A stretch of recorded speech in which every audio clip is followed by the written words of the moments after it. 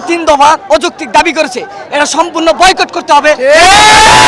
এই দশম গ্রেড নিয়ে আমাদের বড় ভাইরা তারা একটি নীল নকশা সাজিয়েছে। আমাদের শরীরে এক বিন্দু পরিমাণ রক্ত থাকতে আমরা এই দশম গ্রেডে তাদের আসতে দিব না।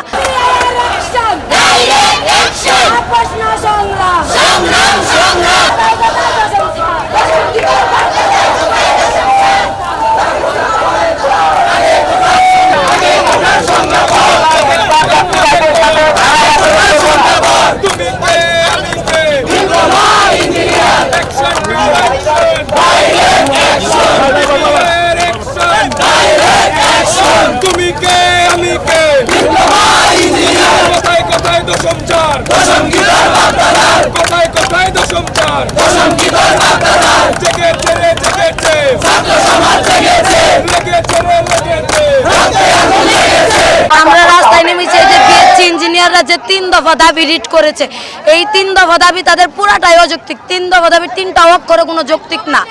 এই তারা দশম গ্রেডের জন্য যে পুরা বাংলাদেশে যে বিশৃঙ্খল তারা সৃষ্টি করেছে আপনারা ইতিমধ্যে দেখতে পাচ্ছেন। কিন্তু আমাদের শরীরে এক বিন্দু পরিমাণ রক্ত থাকতে আমরা এই দশম গ্রেডে তাদের আসতে দিব না। তারা চাচ্ছে এই দশম গ্রেড উন্মুক্ত করে দেওয়ার জন্য। কেন আমরা দশম গ্রেড উন্মুক্ত করে দিব? তারা নবম গ্রেড থেকে কেন দশম গ্রেডে আসতে চায়? বসুন্ধরা টিস্যু অশুদ্ধতার বিরুদ্ধে এক বিন্দুও ছাড় নয়। তারা যদি এতই মেধাবী হয় তারা প্রমোশন নিয়ে উপরের লেভেলে যাবে, তারা কেন দশম গ্রেডে আসবে? আমাদের দাবি হচ্ছে যে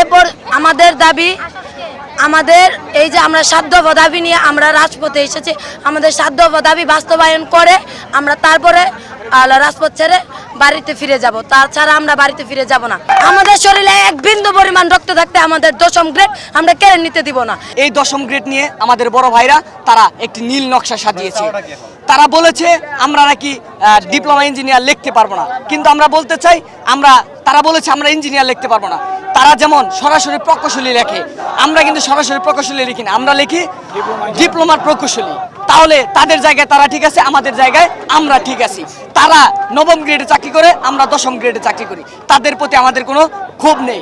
কিন্তু তারা এখানে আমাদেরকে বলেছে আমাদেরকে টেকনিশিয়ান বলেছে, কিন্তু আমরা কখনো টেকনিশিয়ান ছিলাম না, আমরা টেকনিশিয়ান হতেও চাই না।